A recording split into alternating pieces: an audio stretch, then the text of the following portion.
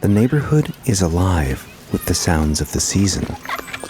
It's Halloween, a time for managed mischief and dark delights. When parents watch vigilantly as kids carry their pillow sacks like body bags from door to door, searching for their next victim as they threaten, trick, or treat. But as you take a break from the party and smiling, step out into the dark, just remember, this time of year, the darkness is smiling back.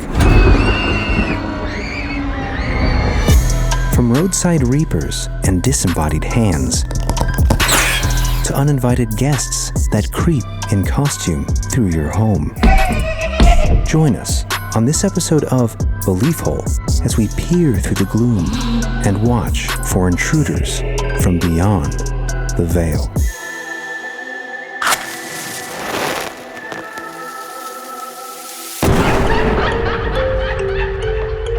Conspiracy, Synchronicity, Sasquatch, homunculus, alien races, Satanism in Hollywood, MK Ultra, Tartaria. There's like a whole. I've been watching this one guy. Close the door, Jeremy, close your door!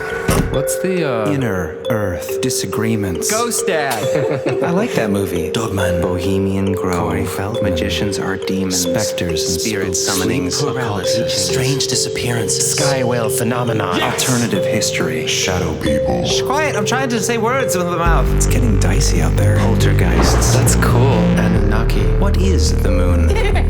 Elf towers. I would never talk about it. That's old. Y2K. Cover-ups. Apocalyptic catastrophe.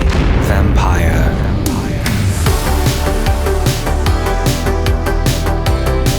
Well, hello. Welcome everybody Hi. to the Halloween special of this year. Yes, I'm Chris. I'm Jeremy. I'm John. And we are the Brothers of the Belief Hole. And today, ladies and gentlemen, boys and girls, it is a very special day. It's a perfect time to be in the belief hole, if you ask me, and pretty much everyone else. Yeah. It's what we were made for. Yeah, if you were with us 2 years ago, we started a thing that I thought would become an annual tradition for Halloween. And we didn't do it last year, but we're doing it again this year. We are doing It Happened on Halloween, Part 2. Welcome to Fright Night. That's right. Real encounters, strange occurrences during the thinning of the veil. Right. Specifically on Halloween or within the month of Halloween, when this world is the most exposed to the world beyond. And when it's rubbing its neighbor. What? The other side. It's what? Rubbing its other world neighbor. Like the veils are rubbing. Anyway. Hashtag you know what I mean. me boo. Local podcast arrested for rubbing his neighbor. Anyway, so we did we got some pretty fantastic stories that relate to strange occurrences on Halloween from our own listeners. Last time we did it, I collected some from, a book there, an internet forum here, but this is all our listeners. There's some pretty incredible experiences. I've been looking forward to this episode because of some. Last time, I really wanted like a trick or treat story. Oh, yeah. And we didn't get any. Mm-hmm. This time we got a few. So I'm really excited. So yeah, if you want to really be embalmed in the spirit of the season and just, dripping with goo, with Halloween goo, this is the episode you want to hear. Yes. Why am I drippings with goo? Ghostbuster reference. I forgot before we get started. I told you guys I had a weird day to begin with. Mm-hmm. I had another weird thing that is really weird. Really? That happened this morning. Weirder than all your meat thawing in the basement? Yeah, we won't get into that. My freezer was unplugged and I lost a lot of good meat. The bodies were exposed? It's a real horror story. What happened? I still don't understand it. But, dude, it was the weirdest sound. It was like, it sounded like someone was running on my roof. Hmm? I was downstairs in the morning watching YouTube, and it was weird, too, because it was definitely the sound of, like, someone running, and it wasn't upstairs. It was, but it was slightly more distant, but it was definitely, like, it vibrated the house, and it started slow and sped up. What? It was like...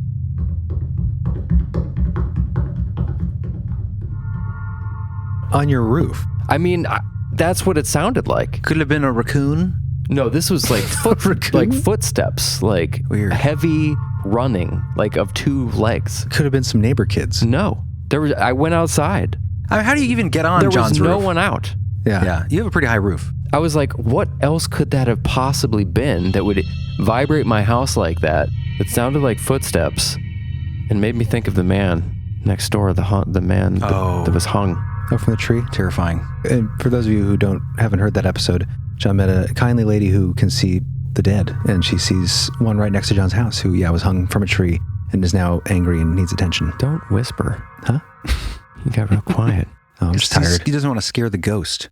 It's a secret. Well, it's interesting, John, because I think about this a lot. I feel like, well, obviously, Halloween, you hear it all the time. Maybe cliche, but cliche for a reason, because it's true that things do get thinner around this time of year. And there are more strange occurrences than normal. Yeah, as crazy as it sounds, if there is something to the thinning of the veil, which obviously with some of the experiences we've heard, it sounds like there might be, that could be what you're experiencing, John. It definitely crossed my mind. I felt a little weird because I was exporting the stories this morning for the show, and I had gone downstairs because of another weird thing that happened. And then I heard that upstairs, and I was like, I don't want to go back up there right now. Take a break. That would be unsettling. It was weird. Yeah, because I went outside. It was like still kind of dark out. Yeah. It was like 7:30. Maybe it was a little bit later. You're like than an that. adult. But there was no one out there. It was like I live in the middle of it's a tiny neighborhood. And even if it was, even if a local teen could do something like that, or the Wolfington brothers. Yeah. They're not getting up at 7 a.m. Like, right. Thanks for the waffles, Mom. I'm going to go run on my neighbor's roof. It's not an easy roof to get on. I was going to There's no say, way you'd have to get on there from the inside or use a ladder, because it's 2 stories. Yeah. There's so many better roofs around there that I would want to run on. Yeah, for sure. Clint Elementary. That's a great roof. There's a lot of buzzards up there, though. Mm-hmm. That's true. Big guys. Yeah, I walked back there. We should start the show after this. Yes. But I walk back there every morning, and every morning it's like an Alfred Hitchcock movie. There's like 30 turkey vultures on that old haunted school, and they're all every morning just hunching there. Like Jake loves barking at them, and they all take off. Yeah. But, that's a badass building. Oh, you take it for granted for seeing it all the time, but it is like a spooky, huge old elementary abandoned school that right across from where I live. I'll put a picture in the show notes. So weird, because we went to there. You went there, right, John? No. Okay, Chris and I went there. Elementary school used to be a high school back in like 1910. Used to be a firehouse. I'll put a picture in the show notes. It's very cool. You used to hang out on the roof all the time. Yeah. But every morning those birds are they're all back there just waiting. And I'm always a little freaked out by them. I'm like, this thing's going to attack us. They're massive. It does look like an omen. Yeah. Anyway, we have some great stories for you guys today. And quick reminder, guys, since this is the episode of the season, if you want to get into the feeling of the season and you haven't checked it out yet, go to YouTube and check out Dark Mountain Ambience. This is the channel we recently launched for setting the mood in your home. Yes. For mysterious soundscapes to set you in the mood. Have on the background during your Halloween party, or maybe during a spooky bath time. Yeah. A little personal tub time. Spooky bath time. That's what I want to feel when I go take a bath. We have one now that's like kind of a retro wave, upbeat horror movie one, but then we also just have ambient, chill, atmospheric. You want to get in the mood for research and whatever, and hear some little dogman yips and wind howling. It's good for reading time. It's good for role playing. It's good for video games, cooking, building things. It's everything. Murder. Yeah, so if you like the Believe Hole animations, that's essentially what they are. Yes, the incredible moving pictures that you see on the YouTube videos for the show that Chris spends hours bleeding his fingers and brain putting those together. They're visual landscapes. Exactly. To go along with each episode uniquely. To put you in that space. With immersive sound design that John spends countless hours for you. Yes. All for you. Anyway, we'll see you over there. Dark Mountain Ambience. Be one of the first to fall in love with the mountain. Yeah, check a link in the show notes. Don't be late. Don't be late. On that note, should we get into some fantastic stories? We've got Gorilla Home Invasion. Oh. Trick-or-treat Imposters. Spooky. Dancing Disembodied Hands, because you got to have a disembodied hand story for Halloween, Continue that trend. Absolutely. The Spider Conjuring, and plenty more. It's a smorgasbord of wonderful stories this time. I need to find a better word. I use that a lot, but... I've never heard you use it. Really? You used to say a plethora a lot. Back when it was rampant and pervasive. Remember that back in the day? Anyway. A panoply. You guys ready to jump into the Believable Trick-or-Treat bag? We're going to start with a fantastic submission from Cameron. And this is a story of a unsettling experience on Halloween. Something that would haunt her family for years to come. This is called The Gorilla.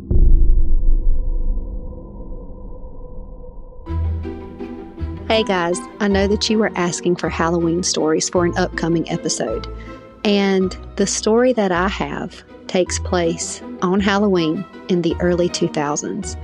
And although it is not paranormal in nature, I feel it is really one of the creepiest things that you can experience as a person. So just to set the scene, my aunt would host a party at her home for our immediate family. And we would go sit in the house, sit on the porch, and eat soup, desserts, candy, hand out, treats to trick-or-treaters. And we would just watch her cul-de-sac come to life with costumes and people laughing and getting scared and having fun. And the home in front of her was amazing because the guy would set up like a graveyard and fog machines, and he would chase you as Michael Myers, and it was really fun. But every Halloween around 9:30, the kids would start to go home, the adults would go back in their houses, lights would go off, and the magical part of the evening would be over. And at that point, my immediate family would just sit in my aunt's home. We would talk, we would continue to drink and eat and enjoy each other's company and just talk about how fun everything was. So we were all sitting in the kitchen. We're chatting. It's about 10 p.m. Everybody's kind of getting ready to leave and go home. And the house is dark. She's cut off lights. There's no more trick-or-treaters. It's just about 8 adults and 4 kids. And I'm one of the kids at that point. I'm like 9. And we hear the front door creak open. And so everybody just kind of goes silent. And we turn to look at the front door. At first, we didn't see anybody. And so we just continue talking. And we turn around because we just get this overwhelming feeling of something staring at us. And standing in her hallway, looking at everyone sitting in the kitchen, is a 6'4" gorilla. And we all just kind of stop and we're like, hey, can we help you? Who are you? And he doesn't say anything.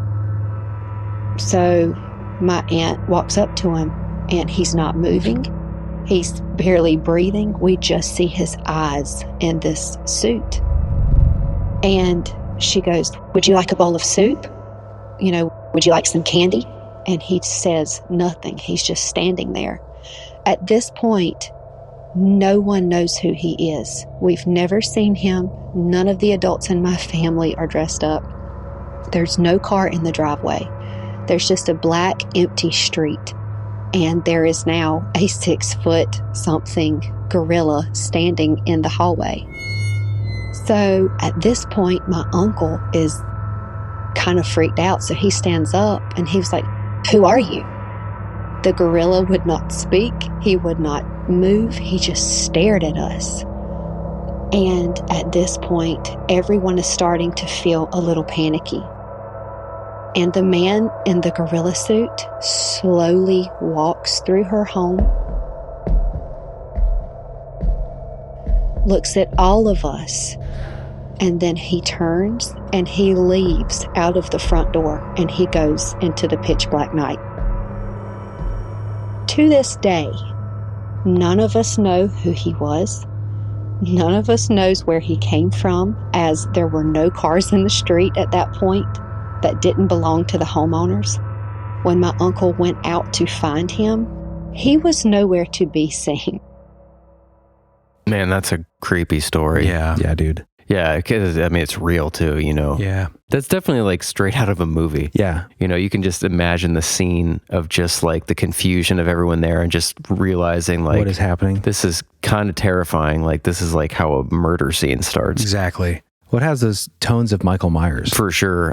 Like for someone to have the nerve to do something like that in a home full of people you don't know. Yeah. In the silence, the not responding. I just picture in my mind like this 6'something dude in a suit. You can see like his hand or something from under the monkey suit and just some blood dripping, like he just killed somebody somewhere and now he's at your house. It's just such a creepy, who walks into someone's house, makes eye contact through your mask. Well, you gotta have a screw loose because you're putting yourself in a dangerous situation. Yeah, someone could shoot you, I mean, does seem like a prank of some sort. Or you're on something, potentially. Hard to say, but definitely something you do not forget. Yeah. Yeah, she said that her grandma swears it was the spookiest thing that had ever happened to her. I guess after this experience, her aunt stopped having her annual Halloween party. Really? Sits on the couch and drinks tea. That's how much like it affected her.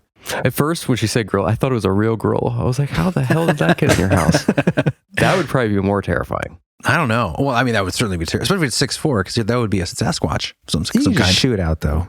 I mean, like if it was a ridgeback gorilla, dude, Just give it a banana. There's no reasoning with something like that. And they're like so strong, dude. They'll rip your arms off. Ridgeback. Is that Toyota? Silverback? A silverback. Tim Curry. Ridgeback is a dog.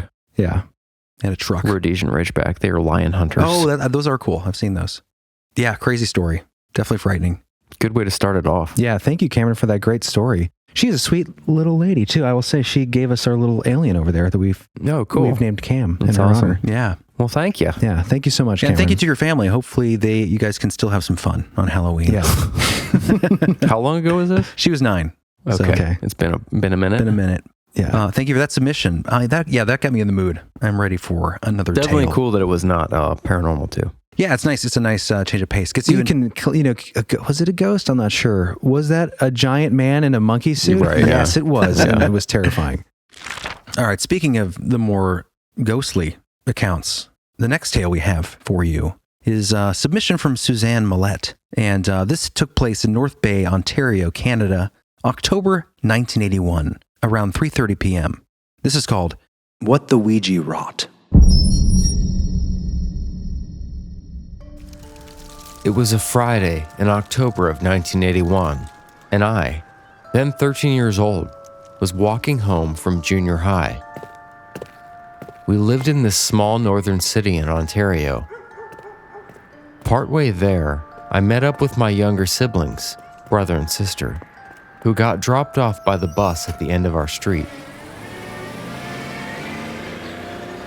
The three of us walked the 2 blocks down to our house, happy it was the weekend, and we had a few days off to do what we wanted. My siblings ran up to the screen porch and into the house. I was a little slower. I took 1 step onto our property, and I froze. The hair on my arm stood up. I felt a heaviness in my chest that made breathing difficult. When I forced my steps, it was like wading through water, so deep that I was panting as I forced the 6 steps to the porch and inside the house. It never really eased, and I was getting scared. It felt like I had taken a half hour to get inside towards the kitchen at the back of the house, but it was only seconds. I stopped at the hall closet to put my jacket away, but as I reached for the handle, I snatched my hand back in fear.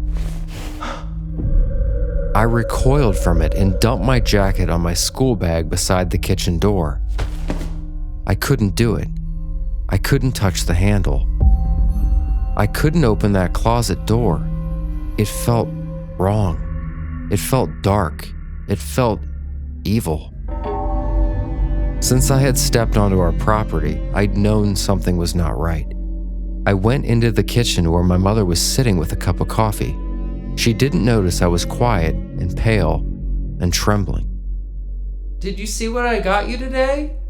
Go look in the closet." It was Friday.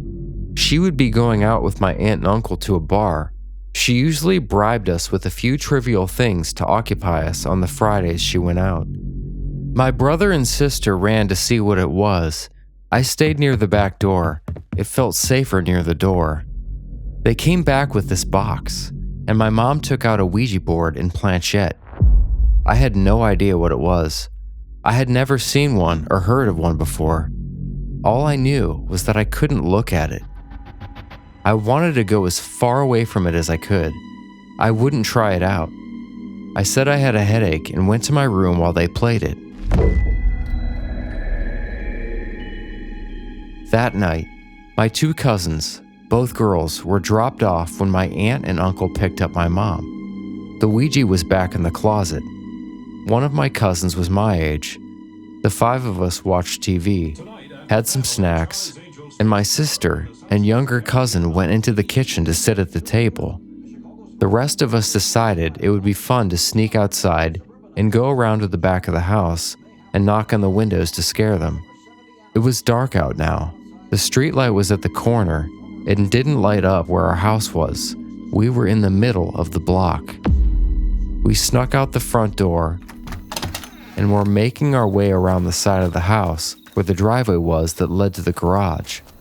The garage was more this big wooden shed with barn-like doors. As we got halfway around, we saw this shadow in front of the garage doors. It was tall, solid black, blacker than the dark around it, and the abnormally long arms were at its sides. It looked partially hunched, ready to lunge. It lunged. Racing for the front of the house, we ran into the screen porch and tried the door. It was locked. We pounded. We cried. We begged for others to let us in. We didn't look back, too terrified to see what could be there. The door opened and we fell inside, one big tangle. Scrambling up, we slammed the door shut and locked it. Went to all the windows and doors and locked or shut them, slamming curtains closed, and ran upstairs. The other two laughed at us, not believing us when we told them what we'd seen. They'd overheard us planning to scare them and had locked us out. But a knocking at the windows and on the walls downstairs convinced them we had not been pretending. The rattle of the porch door made us huddle together. Even if we would have known which bar our parents had gone to, no one wanted to go downstairs to look up the number and call because the only phone was in the kitchen on the wall. It stopped as suddenly as it had started. After a while, we went downstairs. We sat there, quiet, waiting for our parents to show up, afraid to look outside. Our parents, of course, did not believe us. It was October, they said. People went around scaring others because Halloween was coming. We considered it. Maybe they had been right. We laughed with relief. They were wrong. Creepy. Well, what do you mean they were wrong? Yeah, no, another weird Ouija board story we did in episode 2 episodes ago. Mm-hmm. And those things are not to be trifled with if you don't know what you're doing. Yeah, definitely. Interesting gift for your kids. You Yeah, know, I guess if you're not aware of it, like, Right. you know, I think a lot of people don't understand what they're doing. potential for danger.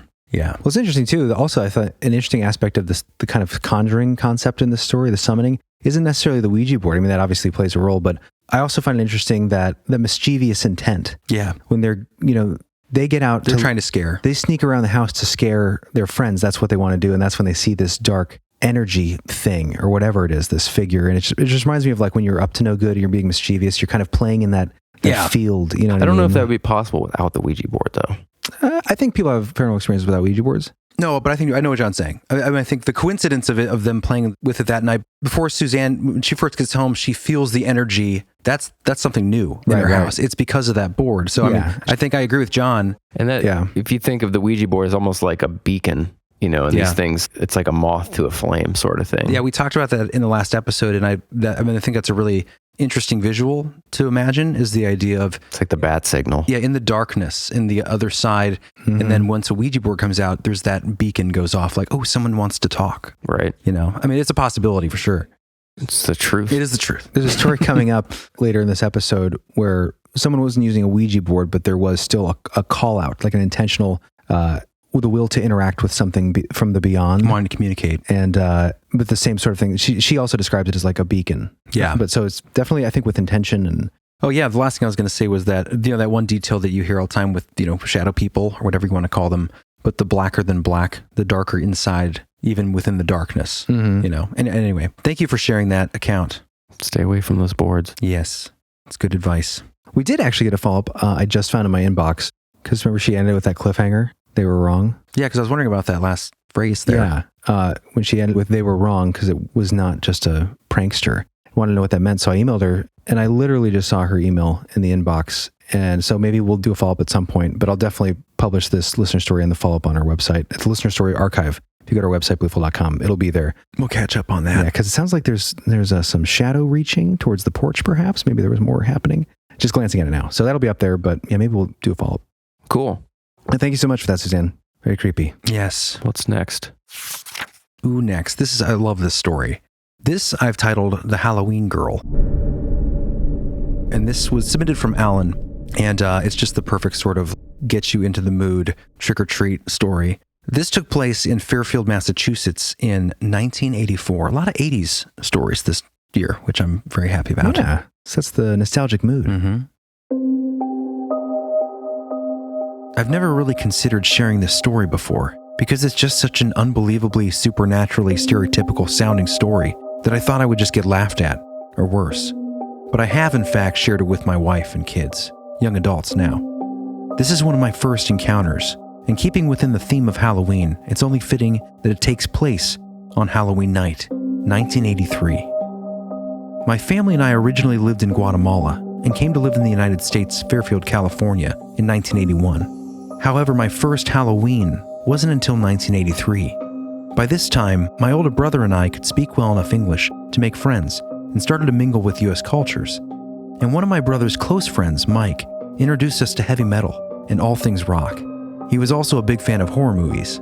I remember seeing Salem's Lot for the first time. That scene where the kid's vampire brother hovered from the fog towards the window, asking to be let in. I had nightmares for days. Anyway, Mike was very excited to take us to our first trick-or-treat night and knew the right place to do so, and told us they were handing out full-size candy bars. But we had to hop a fence because it was in a gated community, rich people housing. At this time, my family was not in the best financial situation, and we always had to make the best of what was provided for us, which meant shopping at secondhand stores and Kmart. Mike was nice enough to provide my brother with a cheap skull mask, and I a red handkerchief and a cowboy hat, his little sister's cowboy hat from the previous year. I didn't care. I was so excited at the prospect of full-size candy bars that I would have worn a ballerina skirt too. Everything was going according to plan. We rode our bikes to the wall and climbed over. But as I was climbing, I noticed that we weren't the only ones with the plan.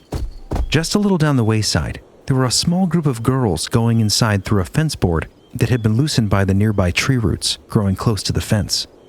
Before I jumped over the other side, one of the girls waved at me, and she seemed to have the same excited grin as I did.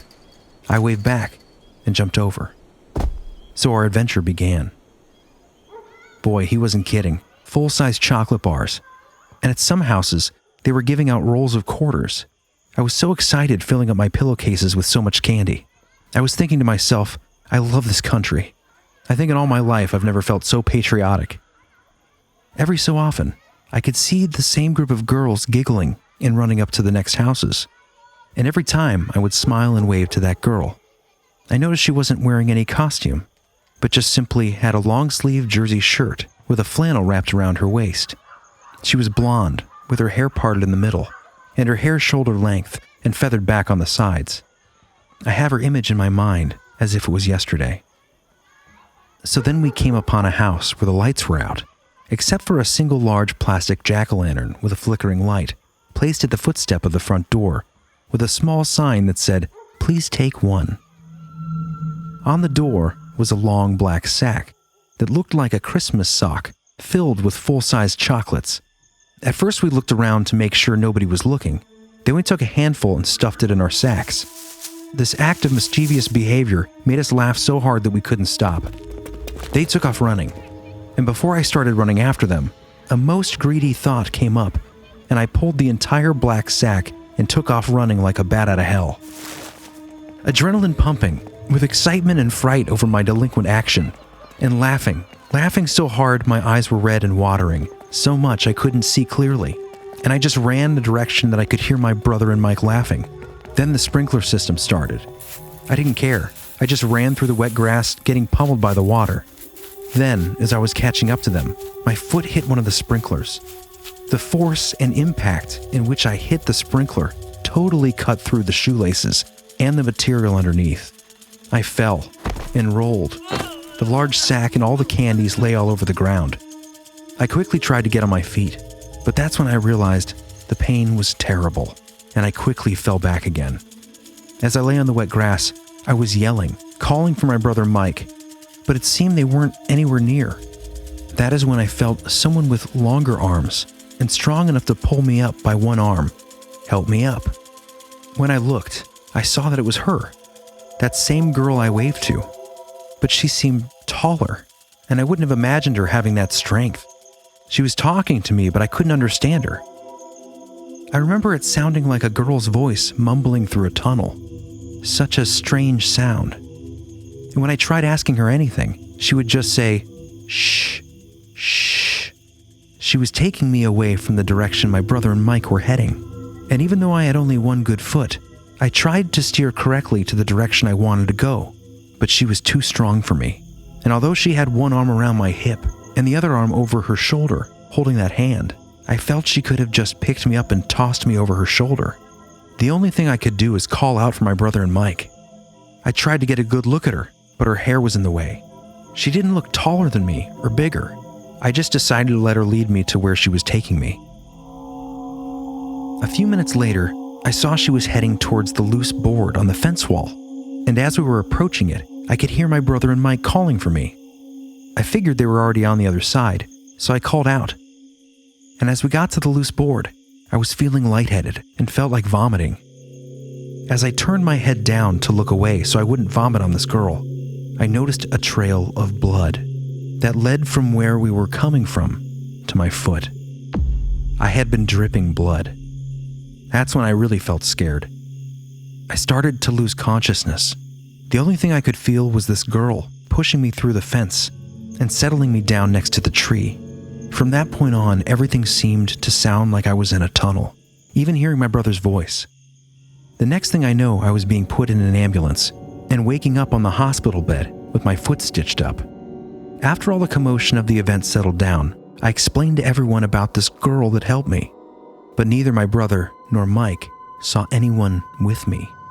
They had found me lying next to the tree, calling for help. Now that event was just the start, but ever since that time, I see that same girl around town, every October, every Halloween, always elusive. I've tried to go towards her, but for some reason, she's always too far to reach or across the street. Or when I would look out the window, I'd see her in a passing car. And only around this time of year. That is until 1989. But that's another story. I may never know who or what that girl was, but I'm forever thankful. And I hope she finds peace. Let me know if you're interested in hearing my other encounters. This may be the place I can let these experiences out. Thanks. Let him out. Great story. Yeah. Yeah, really well written. Got some unique ones today. Yeah, that reminds me of the ghost car. Yeah, the Midnight Mustang. Do you remember that story we told? Yeah. From another listener? The returning. Every New Year's. What do you call it? Perennial or whatever. Where the returning every year of this thing on Halloween. Just fascinating. It's this girl. Through the veil. Yeah. Hollywood's going to start listening to our show and getting new ideas for ghost stories. There's plenty of incredible experiences, definitely. And I like that it's always the same outfit. It's always the flannel jacket wrapped around. It's like stuck in that time period. Yeah. Flannel jacket or flannel shirt tied around the waist. The same jeans, it's always the same look of this girl. And he can never get there. I wonder what happened in 1989. I know. I'll definitely have to ask him. He did say, the strangest thing is he kind of was thinking about it again, and he realized that like the Halloweens that he does see her, or October, it's always during times where he's going through some depressive state or uncertainty or something kind of where he's unsettled in his life. And this is when he sees this girl, and she always has the same expression. It's always this curious kind of sad smile. Just interesting. Somehow he's connected to this interesting figure. Yeah. I wonder if it's possible that because it was such a traumatic event, maybe like it's actually his imagination as far as... Impossible. I'm not saying the original thing was, but like... Oh, like seeing her when again? he's going through something difficult, it's like brings up that old confusion. And I mean, I'm not saying I'm not saying you're imagining it. No, but there is definitely like, you know, or if maybe you've broken up with a girl and you don't know where she lives anymore, and then you swear you saw her like 3 times last month. Like, I think I just saw you. She just passed me in the car. And it's not her, but you see people, and maybe every Halloween he remembers, but maybe she is passing through the veil. I mean, it's definitely possible some sort of spirit that is connected to him somehow now too. Well, he did follow up and he said, it's funny that you bring that up because I didn't ask him that, but he said it's been corroborated by at least one other person who saw this girl. Oh, another witness. Oh, yeah, that's I interesting. don't believe that. Sean's gonna call. Just kidding. His girlfriend at the time, he said, he was with her at a park, and I guess he said to her, and I guess when this happens, he kind of goes into this sort of trance-like state where he doesn't realize he's even looking at this person. He's staring at her. Yeah, and so he said his girlfriend was like, why are you staring at that girl? He like looks at his girlfriend. He's like, who are you talking about? And he looks back and she's gone. And he says, can you describe her to me? And basically described the same girl, a blonde girl, flannel tied around her waist. He's like, okay. Well, then he had to tell his girlfriend, I see her, almost every October, every Halloween. Yeah. No, that's fascinating. But when you have that corroboration from another person, it reminds me of a really creepy story. When one day we do an episode on doppelgangers, we did mimics in the expansion, but if we do a doppelganger specific episode, there was a great story I found. This girl who essentially, I think she came out of the mirror, her doppelganger, or something crazy sounding. Did that? No, this is a different story because that's apparently a thing that happens, which is bizarre and scary. But she would see this thing, and it got to the point where it followed her for her whole life. She was in institutions and had medication and done all this stuff. Terrible life because of this happening.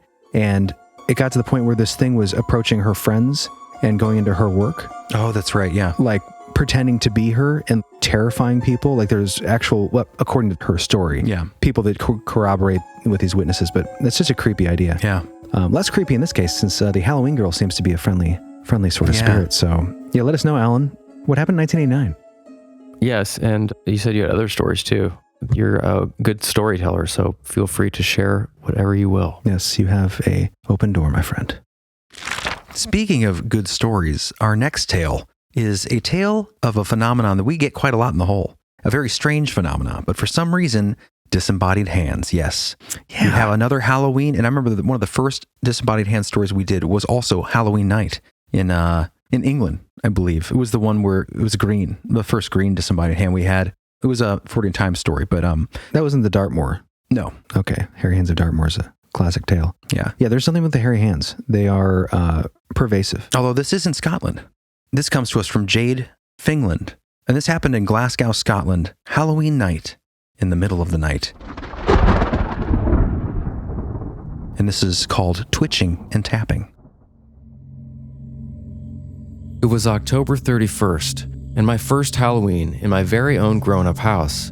My partner and I had moved in 2 months before, and we were nicely settled. Around 2 or 3 a.m., I woke up, rolled over to check the time, and froze completely as I saw something scuttle across the window ledge, just behind the blinds. At first, I thought maybe I was seeing things, still half asleep, or maybe I'd eaten some dodgy food and it was messing with me. But then I started to hear it. A soft, barely there, tap, tap, tap. My eyes were glued to the shadow of it, and I started to think maybe it was a rat that had gotten in the window. I was about to shake my partner awake for backup when a car drove by outside, and the headlights passed over it, and I saw it. It wasn't a rat. It was much worse. A hand. There was a f***ing hand, apparently cut off from the wrist, twitching and tapping its fingers on my window ledge. This was apparently too much for even my wacko mind, because I slowly lay back down and pulled the blanket up over my head like a little kid.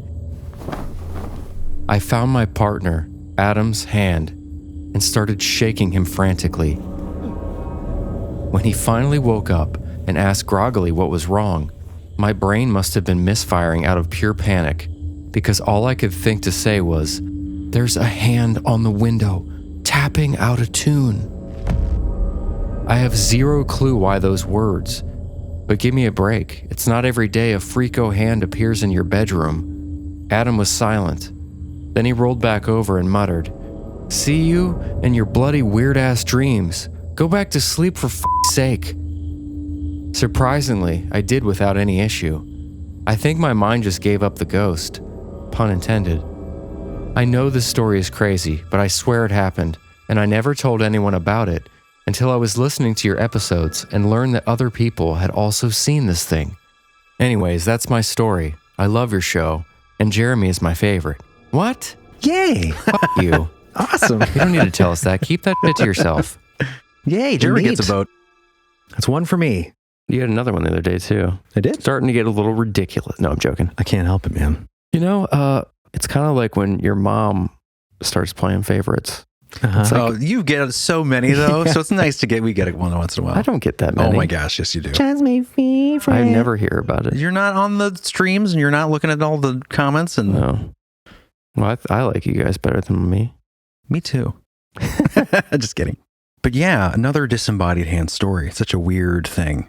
It's so ridiculous, dude. How many we've received? I don't even care anymore. It's almost like they're boring now. I mean, like, I just know they're real. I just know. I mean, they've got to be. I always didn't want you to do this story because there's this very similar story, or you could say it's kind of corroborative, that we got from a listener named Jeremy. Yeah. Who, you guys remember the Dogman graveyard story where he like passed out seeing this thing near a graveyard on his property in, I think, Alabama? Great story. I've talked to him for a while. He's a good guy. But he had this, well, his grandmother had this experience, and I'm going to save it. It's great, yeah. For when we do an actual hairy hand episode, disembodied hand. But specifically, the color, the green, disembodied hand. But this thing was massive. Well, that was like the speak pipe we got, which I wanted to do for this because it was corroborative. But we're going to save it for the next listener story. But again, a green disembodied hand, a green. I don't know what this is.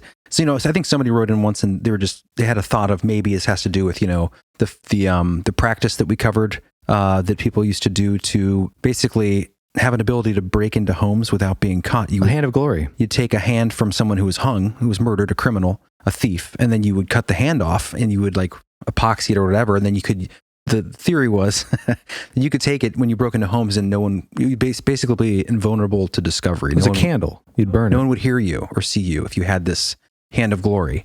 So they're like, maybe these are just the disembodied hand. I mean, interesting. That's an interesting theory. I'm sure it couldn't explain them all, but I like the idea. Lingering hands. Yeah, I thought it was weird that in the story, Jade's story is when she said, my friend Adam's hand. And I just immediately thought of Adam's Family? Yeah. Thing. I was like, is this a troll?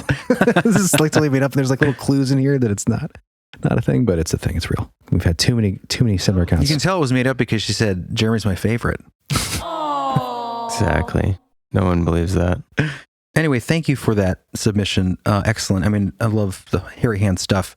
Do you guys want to do one more before break? Yeah, let's do one more. Yeah, let's do Uncle Slommers.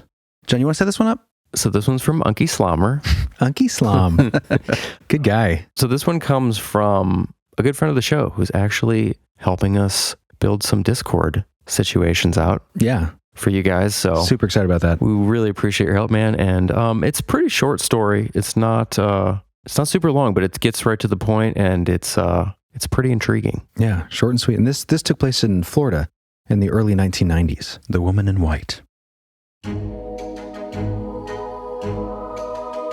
On a Halloween night in the early 1990s, when I was about 5 years old, my friend and I transformed our hallway into a haunted house. It's gonna be so cool. We festooned the walls with hand-drawn ghost cutouts and used a blanket as the entrance. Immersed in our pretend haunted ride, we would crawl through this eerie passage, only to be stopped by the sight of my older sister's open bedroom door. In the dim light, a tall figure in a flowing white gown emerged. She had long black hair, and as she spun gracefully, almost floating in zero gravity, her dress and hair seemed to dance with her. When she turned and met our gaze with her pale, white face and dark black eyes, time seemed to freeze. Terrified, we scrambled back to the living room. My sister, seeing our distress, comforted us, insisting ghosts weren't real. I still vividly remember that night. Was it a child's imagination? A screen memory masking a more troubling event? Or a genuine encounter? I often wish I could reconnect with that childhood friend to corroborate our shared experience. Crazy. Love it. Very Halloweenish. Yeah, dude, what a thing to see. It's very like almost Victorian, haunted mansion. The floating lady with her hair moving along in like a almost in water. In an what's the word? Embryonic fluid. I was going to say wind, like a something wind. I like embryonic fluid. You know what I mean? Yeah, that's not a very good description. Just floating in the wind. No, I'm talking about embryonic fluid. Yeah, that's a great description. No, it's way too gross, way too specific. It's very etheric, etheric wind. That's what I was trying to say. Yeah, that's much better than an embryonic fluid. Well, it fluid. still means the same thing. Something in a womb. Well, that's what it is. It's just kind of. That's where ghosts are. They're kind of like in the womb of life between worlds, the spirit womb. Anyways, I like ectoplasm. the thought that the screen memory thing. Like it's such an interesting concept. And I know that probably happens from time to time. You have these experiences that could be covering something else entirely, which is disturbing. It is disturbing because I started having all kinds of ideas when you said that. Like someone floating and turning in the wind or something. You might have saw someone like hang themselves as a kid or something. And that traumatic experience might screen that over with, the nice lady dancing in the air. Yeah, you never know how that happens. Oh, that's disturbing. Yeah. Oh, that would be a good show, but also probably very disturbing. It's usually aliens. We've covered it a lot when it comes to the extraterrestrial phenomenon, but not with so much with spirits or with the remembering of spirits. It's anytime a traumatic event happens, right? Yeah. It's possible, especially when you're young. Mm-hmm. Yeah. You have like a fracture in the psyche There's a couple different kinds. That screen memory is like in psychology. It was Freud who came up with the concept, but yeah, covering up a traumatic event. The other kind of screen memory is the idea of one that's manufactured. One put there? Yeah, by an ET force or MK something Ultra. else demonic. MK Ultra bifurcating the mind and creating, triggers, that sort of thing. Yeah. Screens. But MK Ultra is still based on the idea that the mind fractures, creates something else that didn't happen. Exactly, but you're basically trying to get the mind to do that. Yeah. That's the concept. And the black eyes. That's such a common thing with spirits. The black eyes. Creepy. That's haunting. Oh, dude, that's what that reminds me of. Remember The Gate? Mm-hmm. The movie The Gate? Mm-hmm. Great movie. There's that scene where... no, what are you talking about? There's that scene where the main character's friend sees his dead mother in the hallway, like the upstairs, and she takes him and they start dancing, and he's so happy because his mother who passed away is back. And it's at night, spooky, eerie scene. And then as they're dancing, at some point, you see a back shot, I think, and instead of the mother, it's furry. Turns out it's the dog. That is terrifying. His dead dog. Not dead yet. He freaks out and drops him over the railing. Oh. I thought it was dead. I guess maybe it was. Because remember, he buried it under the tree. That was afterwards. Anyway, your point is that it was a screen memory. That's freaky. Yeah, screen memory. Because when you said black eyes, I was picturing like a dark-eyed, like other thing that would be... Yeah. Do you remember that scene in The Gate when he falls? He's in another dimension and then he falls on his bed and it's the weirdest transition. Oh yeah. It's a dream. It's when he wakes up and he's thinks... it's the beginning of the movie, I think, where he's waking up from the dream of because then the tree's coming down outside and that's what wakes him up. But it's like a connection to his dream, and he falls in the bed and he's like, I'm awake now. Yeah, it was this weird. It was one of the weirdest transitions that I'd watched it a bunch of times because it's just that is weird. That movie's so great. If you guys haven't seen The Gate, again, by the way, that's a good time to mention again, Dark Mountain Ambience on YouTube. Dark Mountain Ambience. If you're interested in horror movies, one of our videos that's up there right now has little fun facts about some movies that we use for the aesthetic feel of that ambience. Yeah. So check it out. Don't be late. A little hard to read because I used bold font on accident, but anyways, what's going on for expansion? Oh, what isn't going on for the expansion? So I got a great clip to play. The one that you were holding on to for a long time, that story. Which one? That's in expansion? The vampire rave? Oh, yeah. Great story. Yeah. From Brad Steiger. So the members only episode, the expansion, what's coming up? We've got some great stories. We're going to be covering, among other things, something I like to call glamping. Camping? You mean glamour camping? Not glamour camping, glamour vamping. What? Oh, like glamour vampires? We're going to get into not only the nature of possible real vampires, but it's going to be a very moody episode that revolves around the vampire lifestyle. Not only experiences that people had running into these things, like the story you mentioned, John. Vampire rave. It was rave. like a club in the 90s, that kind of setting. Very Blade-esque. Very, very Blade-esque. Yeah, very Buffy. And also Fright Night. And Fright Night. Oh, absolutely. With that scene, the dance scene. But also... Boom, chicka-da-pop. Boom. I wanted to put that song in there so bad. But also some great tales of similar run-ins, and it's going to be kind of fun because we're going to be reviewing some clips of self-proclaimed modern-day vampires. Oh, yeah. And their approach to things, and we're going to kind of talk about, are they actually vampires So we're going to be discussing 3 different kinds of vampires, which are basically I don't want to say wannabe or poser vampire, but there's the vampire-like lifestyle. There's the sanguines, which are the blood drinkers. The blood drinkers that just, maybe a little taste here and there. Yuck. But consenting, right? That's the consenting. Idea. And then, of course, there's the serial killer, I guess you could say, the blood drinkers that maybe don't ask for permission. Don't ask for permission and are not the best representatives of that community because they're not really part of the community. And then, of course, there are the real evil demon creatures from the dead. Yes. So we're going to break all those down and kind of get into that and play some clips. It's going to be a fun episode and some really good stories. So if you want to hear that, guys, go to believeful.com and click on the big red join the expansion button, and we will see you there. Yes! Now here is a clip from this expansion episode. Access granted. When they separated for the night, all retiring to their rooms on the ground floor, for as I said, there was no upstairs in that house. The sister felt that the heat was still so great that she could not sleep, and having fastened her window, she did not close the shutters. In that very quiet place, it was not necessary. And propped against the pillows, she still watched the marvelous beauty of that summer night. Gradually, she became aware of two lights which flickered in and out in the belt of trees which separated the lawn from the churchyard. And as her gaze became fixed upon them, she saw them emerge, fixed in a dark substance, a definite, ghastly something, which seemed every moment to become nearer, increasing in size and substance as it approached. Every now and then, it was lost for a moment in the long shadows which stretched across the lawn from the trees. And then it emerged larger than ever, and still coming on. As she watched it, the most uncontrollable horror seized her. She longed to get away, but the door was close to the window, and the door was locked on the inside.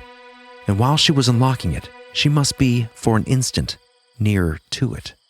She longed to scream, but her voice seemed paralyzed, her tongue glued to the roof of her mouth. Suddenly, she could never explain why afterwards, but the terrible object seemed to turn to one side, seemed to be going around the house, not to be coming at her at all. And immediately, she jumped out of bed and rushed to the door. But as she was unlocking it, she heard scratch, scratch, scratch upon the window, and saw a hideous brown face with flaming eyes glaring at her. She rushed back to the bed, but the creature continued to scratch, scratch, scratch upon the window. She felt a sort of mental comfort in the knowledge that the window was securely fastened on the inside. Suddenly, the scratching sound ceased, and a kind of pecking sound took its place. Then, in her agony, she became aware that the creature was unpicking the lead. The noise continued, and a diamond pane of glass fell into the room. And then, a long bony finger of the creature came in and turned the handle of the window.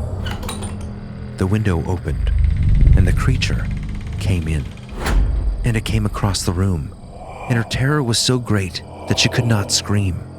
And it came up to the bed, and it twisted its long, bony finger into her hair, and it dragged her head over the side of the bed, and it bit her violently in the throat. As it bit her, her voice was released, and she screamed with all her might and main. Her brothers...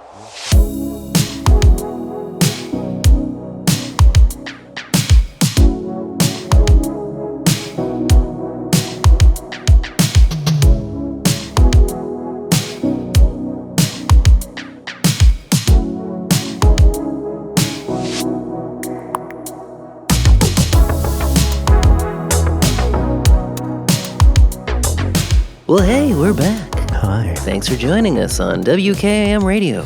WKAM, where kids and men hang out.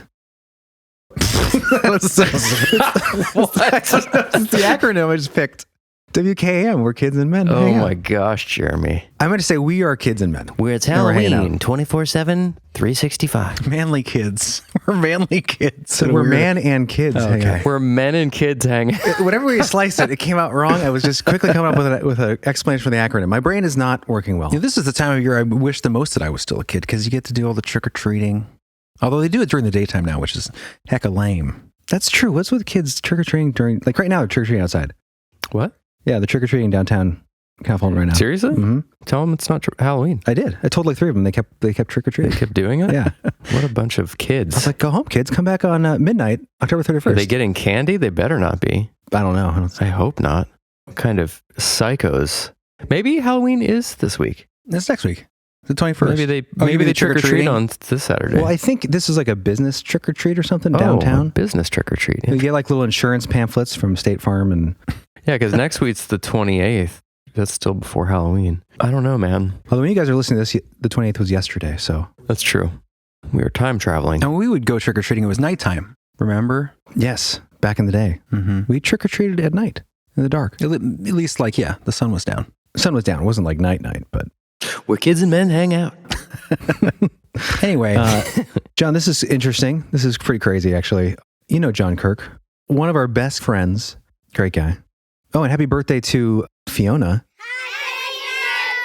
oh yeah, we'll be. his little Halloween princess. She's the secret queen of Halloween. That's right. Born Halloween Eve. Oh, really? Born October 31st. Anyways, awesome people. But this was just really interesting, actually. John, his mom found this in a prescription pill bottle at his grandmother's house. I don't know if they were cleaning the house out or what, but it's a piece of paper. It was separated into 4 different pieces, stored in this prescription pill bottle, and apparently it's a protection spell. Yeah, for the house and for pregnant women. So, his family's very Christian going back. So it's a very interesting thing to find. When you consider the idea of historically going back with folk magic and, spiritual magic, there is like... Yeah, the confluence of religion and folk magic back in the day. Of course, it's individual. It's not always a strict dividing line, but you'd think a very Christian family, there wouldn't be this crossover. Which Devil is really, worship? Devil worship. Just really interesting. So this is the note that they found in the bottle. And this is like handwritten, like 1800s style lettering. Cursive. Ink and paper, cursive, obviously. We'll put pictures in the show notes, but it's really interesting. Be funny if it was written in emojis. It's like a smile. Way emoji ahead of there. her time, John's grandma. You must go. Okay. That was a dumb comment. I'm sorry. It reads, "You must go 3 times around the fire, that the sun comes after you, and speak the following words each time." And there's an emoji in there. It's a little Yeah, hand. It's a little hand drawn. Oh, well, yeah, that makes that a lot what of that sense. It's a little hand that's It's drawn like with a pointing. Yeah. That's pretty cool. It's like a wingding. Pictures in the show notes. Whoever has this letter in his house, by him no conflagration will arise or advance. Also, in like manners, if a pregnant woman carries this letter about her, neither sorcerer nor ghost can injure either her or the fruit of her body. And the house is also secure against contagion and pestilence. Don't lose this letter, for it is worth more than you know. That's pretty awesome. But it's just a crazy thing to find in your grandmother's house, like wrapped in a bottle, been there. Like she never got rid of it. It's obviously very, very old. I think he said that she used it to like collect coins, that old prescription bottle. It had that in there from whenever. I guess Yeah. when she was probably pregnant. But I wonder, did she write it? Or was it given to Probably her? given to her. By a witchy friend? I mean, it could have been like a baby shower joke thing too. That's true, but it is written pretty Yeah, seriously. it's pretty serious. Yeah. Anyways, Cool. We'll have these on sale in the merch store, by the way. We'll write some of these out for you. thanks for sharing that, John and Sally. We love you guys. And happy birthday, Fiona. Happy birthday, Fiona. Happy Halloween. Trick or treat. Fascinating. Let's get back into it, guys. You want to hear some stories? That's why I'm here. Which story are we doing? Next on the list. Yeah, this is a good one to bring us back in. Yeah, this we call Road Reaper, and this comes from Shawn Spivey. This took place on the Nisqually Indian Reservation on Halloween night in the early 2000s. It was Halloween night in the early 2000s. I was driving home from Yelm to Olympia, Washington, going along West 507. I've lived in the area my entire life and know the area well. This route takes you through part of Fort Lewis and Nisqually Indian Reservation. I was the only one in the car and the only one on that stretch of road at the time. The area I was driving through was mostly wooded with a few clearings. It was in one of those clearings, right as it shifts from Fort Lewis-owned land to Nisqually-owned land, that I saw something that looked like a dark gray or faded black sheet blowing across the road. It was partially balled up and partially extended out in front of the road. I slowed down partially out of curiosity and partially because I didn't want to crash my car if the sheet landed across my windshield. As I came to a crawl, I watched this dark gray sheet unravel from being balled up to slowly taking the form of a hooded cloak, looking like either the Grim Reaper or a wraith. It was completely dark and void inside the cloak, but it clearly looked like something was wearing it. It looked in my direction, as best I can tell, seeing as it had no visible face, and pointed an arm out towards me, without there being a hand or fingers coming out of the sleeve. My first thought wasn't one of fear, but rather one of curiosity and being impressed. This was Halloween night after all, so my train of thought was that this is an amazing Halloween prop. How did they do it? Was it a projection? And why did they choose this random spot along the road to set it up? After a few seconds of staring at this thing, I continued on my way to the party. I asked a few friends who also drove that route from Yelm if they too had seen that decoration. None of them knew what I was talking about. A few hours later, I was heading home on that same route and slowed down when I got to the area, but saw nothing. My thought at the time was whoever set this up, they probably just shut it down for the night. The next few days, I asked friends and family in the area if anyone saw or knew about this wraith decoration that was set up on the reservation. No one knew anything. After that, my mindset turned to what the hell was that if it wasn't a decoration or a projection? I still drive through there every day and have never seen it again. If it had happened on any other day than Halloween, I probably would have been more concerned about seeing it. On Halloween, you expect to be scared and expect to see fake ghosts and goblins. So when something real comes along, you don't treat it like it's real. Thank you for taking the time to read my story. I truly enjoy y'all's podcast. I do have a few other strange experiences in my life, but this was the only one that happened on Halloween. God bless. Thank you, Shawn. Yeah, that is quite the scene. That Reaper thing, that cloaked figure thing, is such a common thing. Yeah. I mean, it happens to me. Well, does it, Chris? Daily. It reminds me of, we did the Superstition Mountains, remember? And I forget the name of the fellow who, I think we played his story, but he was like a guide. Corey Daniels. Oh, yeah. Mm-hmm. Out there in the Southwest and Superstition Mountains, and he witnessed something that was basically this hooded, cloaked figure, like a wraith from Lord of the Rings, flying in the air, all black. That's right, yeah. He felt like it was a witch or something kind of vibe, terrified him, but it's just weird. It does sound similar. Well, last Halloween, we did a story with a cloaked figure, and then during the research, we came upon a bunch of stories that seemed to connect with that exact same, remember that like story about the neighborhood block with the hooded figures? We're going to do a whole episode. Oh, yeah. Anyway, it's definitely a thing in cul-de-sac creepers. Actually, the next story we're going to do, I'm not jumping to that yet, but we do have a story coming up with another Reaper character who appears in someone's home on Halloween. That's a great one too. But this is interesting. So I was like, okay, on the Nisqually, and I'm not sure if I'm saying that right, the Nisqually reservation, are there other accounts of this thing? I couldn't find any. Is there any lore in the Nisqually belief system? Right. Anything connected to this? And I read a little bit. I mean, it's really interesting legend mythology. But this is it looked like, I don't know how big reservations are generally, but this looked pretty small. I saw it on the map. It's, it could fit 5 Oprahs.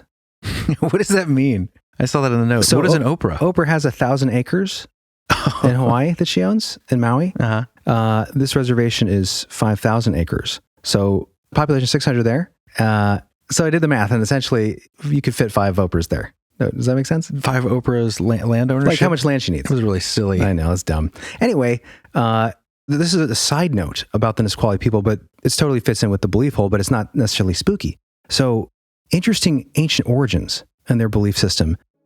You hear this all the time. The idea of the Great Flood, the deluge, is a global, across the world belief in ancient religions and belief systems.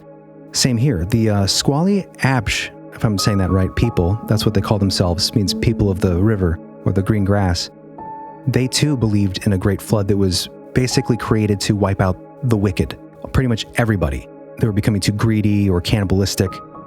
So the Changer, they call him, sent this flood to wipe out these evil people, and the only people that survived, in one version that I read, it's just a woman and a dog that survives this great flood. In another, this is interesting, everyone that had canoes got their canoes and tied them to 3 mountains or high hills in the area. One was in the south end of Puget Sound, and the canoes that didn't sink broke off from the trees and floated away in different directions. And it says, quote, "A few canoes, however, broke away and landed after the flood in distant parts of the country, which explains the fact that other tribes speak a similar language. From the few who thus escaped, the present tribes have descended." That's just like the Atlantis theory. That's the Graham Hancock survivor theory, Battlestar Galactica. But it's just interesting. Like, the digger you deep, it seems like there was... The digger you deep. My brain hurts. The deeper you dig, it does seem like there was some kind of worldwide event involving a flood, where there were survivors that continued on to repopulate the memories and sometimes the lost ancient technology that may have been much more advanced than we were taught. Fascinating. Anyway, that was a little sidetrack. I just thought that was interesting about the people. But definitely. Thank you for sending us down that little tangent there, Shawn. That was a really, really interesting story. Creepy scene. Yes. Well, to tie it into the next story, this is called It Wasn't a Costume. This is Mina's story, and you'll see why it connects. This happened in Colorado Springs, October 31st, obviously, 2016. This took place on Halloween night, 2016. My husband and I have 4 children. When this thing happened, they were 1, 3, 9, and 12 years of age. We were in our 30s, so sort of younger parents. Every year, we would take them out trick-or-treating. The neighborhood we lived in was middle class, but the homes were very old and mostly Victorian style. As a matter of fact, it is the oldest part of the city. The homes are really kept up nicely, and most of the neighborhood decorates for Halloween. Having little ones at the time, we usually only went out for a few hours, so by 8:30 or 9 at night, we were headed back home, and we were on the last stretch of houses before we got to our own street. All 6 of us walk up to this beautiful 2-story Victorian. The lights in the house are mostly out, and the curtains are drawn, but the porch light is on, and there are Halloween decorations on the porch. Our oldest knocks on the front door. I'm half suspecting that the owners just forgot to turn off their porch light, and that they're actually done for the night. But just when we were about to turn around and leave, through the frosted glass, I see a shadow coming from deeper in the house, towards the front door. A casually dressed, clean-looking young man answers the door. I would guess he was no older than 30 and wearing jeans and a polo. He has a bowl of candy and is smiling. No weird vibes from him or the house. Yet. As our kids are saying trick-or-treat, and he is asking about their costumes, I am looking in the house. The front door opens directly into a large living room, parlor area. To the right is a closed door, and looking deeper into the house, there is an open archway into a hallway. I could see the kitchen through it, but off to the right, it obviously goes down a hallway and to a staircase. I could just make out the banister. The only light on in the house is in the kitchen. It's bright enough that it's lighting up the hallway and most of the living room. This is when I see it. Standing back in the hallway, off to the right, sort of hidden behind the wall blocking the staircase, is a very tall person, dressed in what I assume to be one of the best Grim Reaper costumes I'd ever seen. My husband is chatting with the man about his house and how much he loves all the hardwood floors. I am just watching this figure in the hallway. It is not a shadow. It looks like it is breathing and slightly moving. I see no face because it is completely hooded, but the head is tilted towards me, like it's looking back at me. This thing had to have been 6'5" and broad-shouldered. When there is a break in the conversation, I casually ask the man if he and his friend are headed out to a costume party. I kind of nod my head towards the figure. The man gives me a very strange look, like I might be a little touched. He doesn't even look in the direction I indicated. With a bit of bemusement, he tells us that it's just him at home, and he's getting ready to call it a night. He has work the next morning or something along those lines. As he is saying this, the figure slowly turns to the right and walks down the hallway. out of sight. We say, "Thanks, happy Halloween," and make our way off the porch. Indeed, the man shuts off his porch light once we make it to the sidewalk. My husband and I are holding our children, and we look at each other, and at the exact same time, he and I say, "Did you see that?" We don't want to scare the kids, so we have a silent agreement that we'll talk about it later.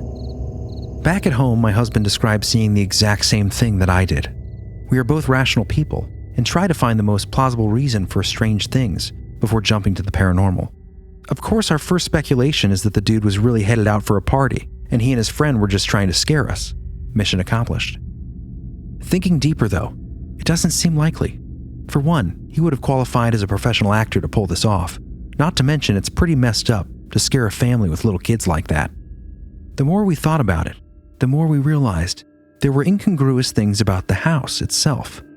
It was really nice, but in a way that doesn't match up with a guy that young. It was spotlessly clean and decorated. Yeah, it was sort of dark, but there wasn't even a coat hanging up. Absolutely no clutter.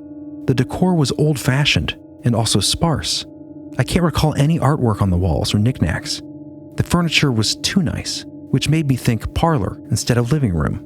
There was no TV, not even a cabinet for one. The house was silent when he opened the door. No TV sounds from further in the home, no radio playing, nothing. Most disturbingly, though, when the black-robed figure walked away, it didn't make a sound. It didn't disappear. It just walked silently out of sight. If it were human, they would have to practically be superhuman to not make a sound on those hardwood floors. Like I mentioned to begin with, the costume was out of this world. Ultimately, I have no proof that it wasn't human, but given everything else, it doesn't seem likely. The homeowner genuinely seemed perplexed when I asked if he and his friend were going to a costume party. Personally, I believe it was a demon. Side note, our kids didn't see it. We asked the older later, and they didn't see anyone but the man that answered the door. Also, we lived really close and would drive by that house almost daily. The guy definitely lived alone. We never saw another person or even a family member while walking or driving by. The next year, he didn't decorate for Halloween, and the house was dark. We were happy to pass it by without stopping. Thanks for reading about my experience, and maybe I'll hear it on a show sometime in the future. Or today. Today's your lucky day. Thank you, Mina. Great story, Mina. Very creepy. Unsettling. Either a really good prank or a demon. I just like I shouldn't say like, because it's a horrifying, definitely a disturbing thought. You but appreciate just the idea that during this time of the year, these hooded figures are just kind of like more here and popping up in different places. Running on John's roof, back and forth. Running on John's roof. It's not Halloween. It doesn't need to be Halloween. As it gets close, it gets thinner. That's just the climax of the thinning. Thinnies. Samhain. Very, very cool story. It's interesting that it was dark the next year. Do you think the Reaper got him? I don't know. Or was he himself some sort of spirit? I thought that was kind of interesting. The way she was describing the place just seemed weird. Like, oh yeah, out of time. And I think the thing that struck me the most was she said that it was just silent when he opened the door. Like he hadn't been doing anything. She did follow up and say that when they got home, the candy they got from the house had vanished. She didn't say that. Ghost candy. She did not say that. Ghost candy. Vanished into the stomach. That'd be great for your calories. Vanished into the stomach. Yeah, no, a lot of interesting elements to that story. Very cool visual. Definitely. Oh yes, this next story. This is a kind of a fun one. I'd like to know what you guys think about this story. Definitely reminded me of it. Actually, I can see that in this one. It kind of makes sense. Well, you always see my it. Remember the drain scene in it? Is that what you're thinking of? Yeah. Where Pennywise comes up through the drain? Uh-huh. Yeah, very much so. Doesn't he have... Yeah, well, I don't want to spoil the story. Oh, yeah. We'll talk about it after. We do need to make that coffee mug, though. Some kind of something with that on there. This reminds me of the movie It. It really has become a thing, and it's not on purpose. That's the funny part. It is so frequently connected. It is my favorite horror movie. Are you talking about the original or the new? I like them all. I think you would really like the book, John. I'm sure it's terrifying. It's a long read, but it's good. It's like thousands of pages. It's a thick tome. Well, you know me. I'm an avid reader. Oh, I think you might dig this because there's so much in there that you would love because you love the feeling and the story of Pennywise and Derry and everything. You can do audiobook. Yeah, you could listen to it. cool. Yeah. Anyway, let's hear the story. There's no clowns in this, so don't think there's clowns. What's this called? Drain conjure. Drain conjure, yes. This comes from Greg, and this happened to Greg in mid-October 2017, around 11 p.m. or midnight in Bend, Oregon. I've been considering submitting this story for some time now, but always felt as though it's such a short experience, I wasn't sure if it was worth sending or not. This experience happened about 6 years ago. I was living in Bend, Oregon at the time, by myself in a small condo along the Deschutes River. Every night, I would go to bed around 10 to 11 p.m., usually staying up late playing video games with a few of my friends or by myself. This particular night in October, I was going to bed a little bit later than usual. I went to brush my teeth. The bathroom was very small, just a few cabinets, one sink, and a step-in shower. I can't explain this part. While brushing my teeth, my mind starts wandering, as everyone's does while brushing. As I was looking around the room, brushing away, for some reason, my attention was drawn to the shower drain.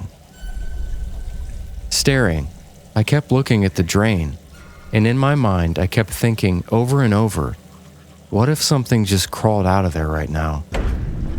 Seconds later, these long black horrible legs of a spider reach out of the drain, slowly emerging, surfacing its body, and then before I can even catch my thoughts, it goes back into the drain. The spider looked like a black widow, but bigger than usual.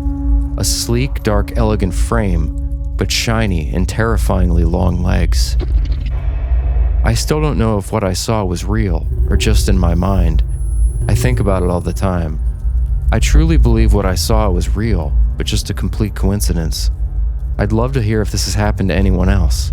Thank you for all your great content and show, Greg. Ew. Gross. I have a theory about that. What's your theory, John? I think humans have an ability to Manifest? not even manifest. I just think that we have extrasensory perception sometimes. Yeah, for sure. So like he knew it was coming? He felt something that there was, like something in there? He looked at it, and then I think sometimes we have like these senses that go beyond just, the 5 normal senses that we use. And maybe the spider was dangerous. Who knows? Maybe. Oh, yeah. I also think what he said, his mind was wandering, as it does when you brush your teeth. You're in that meditative state. I had an experience very similar to this when I was mom and dad's front porch in Clinton, and I had a vision. I was about to put my hand on the railing, and I had a flat, I've never had this before in my life. This is years ago or since, but it was like an actual flash of a vision in my brain Mind's space. eye? Yeah. Of a wasp sitting on that rail. And right before I put my hand there, I had that flash. I looked over and there's a wasp sitting there. So you would have grabbed that. So I think that's that extrasensory. Yeah. Especially if it's potentially dangerous. Right. If it was a black widow. Mm-hmm. That's something you want to avoid. Yeah. Of course, there's the manifestation angle too. You could go down. My money's on the manifestation. Demon spider. Yeah, it's it. That's my... He has a big spider at the I end. get my money on it. Yeah. No, very creepy. But I also think there's like base level communication between animals and insects, humans. Mm-hmm. And insects, I've summoned lightning bugs to land on my hand before, and I don't think it's coincidence. I think sometimes they listen. Or is it just your will mapping itself around the universe? So you think he told it to come He said, to the "Rise, surface? spider." Conjure. I'm not really afraid of spiders, but the way he described it was definitely made me I go, have "Ooh." spiders all over my house. Did I tell you that? Mhm. It's kind of gross. Wolf spiders? They're The big black I thick found ones? out what kind they were. They're called like Halloween spiders. Shut up. What? Synchronicity. I know, right? Halloween. They come out in October or something? Yeah, they're kind of like spiders. this time of the year. They're big though. Okay, I Googled it and I'm I know, you just get the decorations. getting a bunch of I decorations know you for gotta Halloween. say real spider or something. Halloween spider species. How about that? Ooh. They're big. This will be in the YouTube video. They're not dangerous though. I think I've heard of these as like pumpkin spiders too, unless that's a Yeah, different. that's- Yeah. That's the sign when fall is approaching is when you see the pumpkin spiders. I have probably 500 all over my house. If you go out at night, because I see them like right outside my porch. They kind of hang out by the light. Yeah. And I just had a feeling like, because there was like 3 there and they were big and I never messed with them. I was just like, oh, I don't care. Yeah. As long as they're not dangerous. I didn't know what they were at the time, but I just had a feeling there probably more of them. And so I went out at nighttime and they're everywhere. It's so gross. Like just hanging out on their Do they bite? I think they do, but nibble a little bit. I don't. Yeah, but they're not poisonous at all. Yeah. Like it would hurt, I think, a little bit, but I don't want them in my house though. Yeah. At wintertime, they all just start coming in. That's my only. You just envision them all coming under your door, like just a herd of them. What is that called? Arachnophobia? Oh, great movie, John Goodman. Remember, I think I told about this when I was living at Hillside in the RV for a while, and I had mulched like an idiot in the woods. I put mulch out. Oh yeah. And I came home from a horror movie, and it was storming, and there were probably 10,000 giant spiders all over the RV. Probably more like a few hundred. 10,000. There'd be like it was like space on your entire RV. Well, it was like you could barely see the RV. There were so many spiders. What? Yeah. Well, they're also the giant. You could barely see the RV. Hyperbole. Do you know what fishing spiders are? So they're not dangerous, but they're huge. Yeah. They're bigger than wolf spiders or anything else. You could barely see the color. I mean, I couldn't even find the RV at first. It was just covered in so many spiders. They were driving the RV away. He had to get his metal detector to find the RV in the woods. That's dumb, Jeremy. It's made of metal. Anyway, I was saying something else about that, but now I don't remember. Oh, you want a macadamia nut? Yes, I do. Please. Trick or treat. I'll take the treat. Give me that macadamia nut. Put it in your belly.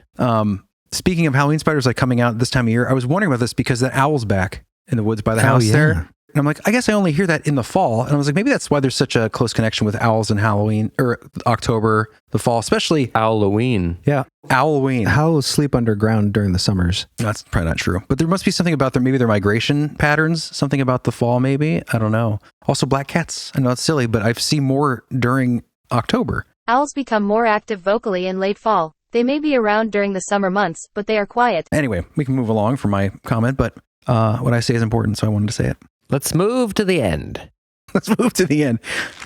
All right, we've got one incredible tale for you guys left. This is a pretty interesting one. A little different than the normal stories. Yeah, a little different than the other stories today. So this story kind of hinges on the concept of the veil thinning around this time of year, the colliding of worlds, if you will. Does it also kind of hinge on the idea of like psychonaut thinning of veils? There's a little bit of that in here. So this is kind of the situation. This comes from Amanda. Okay, so to set this up a little bit, and the full story will be in our listener stories archive, but just to break it down here to get you in the space, there's a little disclaimer on this at the beginning. She says, essentially, she goes out to this nature preserve with her friends. I think they do it semi-regularly, maybe once a year, something like that. Kind of a ritual spot to go, and they take a low dose of mushrooms. Psilocybin. Specifically for spiritual exploration, as they say. The typical dose is around 1.5 grams. It's considered to be kind of a therapeutic dose for psychedelic assisted therapy. It's very low dose. You're not going to hallucinate. Essentially, you might have heightened colors, water-like visuals a little bit. But as she says, you're not going to see surprise unicorns jumping out of the woods or whatever. Darn. Nothing to that level. So it's basically just like microdosing, it sounds like to me. So this occurs with her and her friends. It's a group of women. They all are spiritual, although their specific belief systems differ, but they all have that kind of spiritual basis. And they all have extensive experience working in mental health and substance abuse, familiar with the mind and how that stuff would work and how maybe your mind might play tricks on you, that kind of thing. Right. And this is kind of an important point. They consider themselves nerds in the sense that they consistently attempt to debunk their more, quote, woo-woo experiences. So they're not looking to, have an experience that's not real or anything like that. This was just kind of a spiritual outing that they were doing. So she always goes here with a trusted friend. It's the same spot every year, a local nature preserve. She had gone about a year before this and had seen what she described as fairy lights. We've all heard of these kinds of things before, like the Will-o'-the-wisp kind of thing and such. Interestingly, the fairy lights seem to interact over this pond that plays a central role in her story. They seem to go out over the pond and then all gravitate back to their own respective trees. Some kind of interactive play. Cool. And her pagan friend told her that she believes these are what pagans would refer to as dryads or tree spirits. So that's kind of her previous experience there, and this is when she goes back on Halloween. Around Halloween, we went back to this same spot. Up until this point, she and I had been completely relaxed and enjoying the day. We were sitting at the table, and I was in a meditative state and mentally, quote, calling out to whatever I had seen before, just to see if I could pick up on it again. She and I had both noticed that the pond looked larger and different somehow, almost like there were two different realms of reality sitting on top of each other. I don't really know how to describe it, other than that the area almost feels thin, like a portal or something. I suddenly felt an almost physical pushback on my forehead and heard a voice saying that I shouldn't be there. At first I thought maybe I had offended whatever was there by intruding somehow. I told my friend that I had gone, quote, too far, though I wasn't really sure what that meant. I told her last time that the spot felt sacred to somebody. Now that I think about it, it's really odd that in an entire field with no trees, there's a pond surrounded by trees. That in itself is stuff out of folklore. So right after this, I suddenly noticed this concrete slab with railings that seemed to be overlooking something. Beyond the railings, there was a set of stairs going down into whatever it was looking into. Because of the hill, though, I couldn't see what was below. I told her that I had never seen that before, and at first she was insistent that it had always been there. She asked me if I wanted to check it out, and I said yes. As she and I were walking toward it, we stopped at the same time. The Oz factor suddenly kicked in. It felt a lot like a lightning strike that had struck very close, like there was electricity in the air. I heard a very loud buzzing and whirring sound, and everything was deathly silent, except for that noise. The air felt thick, and I suddenly felt the most primal fear I've ever felt in my life. It felt a lot like what I'm sure an antelope feels when they suddenly spot a lioness stalking toward them in the grass. In my mind's eye, I envisioned what I can only describe as a yellowish, thick, rolling fog moving through the trees towards us. I looked at her and said, "We need to leave right now." She said, "I feel it too. And yes, we need to leave now." Whatever that was felt ancient, gigantic, and almost like a part of the forest itself. It was near sunset, but it very quickly got dark, and we both had the distinct sensation that we were in real danger. What's odd about it is, we both saw this concrete slab with railings, but she saw that beyond it was another pond, with a man standing in the middle of it, not moving, while I could not see what was beyond the railings because the hill was obstructing it. I feel like whatever this was trying to lure us over there, and it presented something different to each of us that would make us most curious. You hear all these stories about people disappearing in the woods, and I suspect that it's probably whatever that was, or something similar, that makes those things happen. I believe that if we had ignored that feeling and kept walking, no one would have seen us again. She also said that at first when she saw it, she believed it had always been there, but realized afterward that it most definitely had not been. Almost like whatever was trying to draw us there was trying to give us a sense of security we shouldn't have had. Now with that message of, "You shouldn't be here," I wonder if that was actually them telling me that it was not safe to be there at that time. And if I hadn't heard that right before, I wouldn't have had my guard up when we started walking toward the concrete slab and railings. Whatever that was felt so incredibly dangerous and predatory that I hope I never run into it again.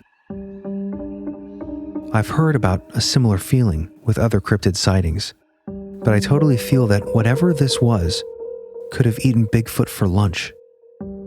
Now before this had happened, my friend had given me a black tourmaline pendant, which is a stone used for protection. When we left, it was missing. When we had gone in, all the flower beds were dead, but when we were leaving, there were several vines of blooming passion flowers. On the drive home, we passed a shop that had most certainly not been there when we left. We got home and explained to our pagan friend what had happened. She initially dismissed it, but the next day, she took the kids out for trick-or-treating. That's when she freaked out. She said they had been there just yesterday, and the shop had not been there. We've gone back to the preserve since, and that slab and railings are now there.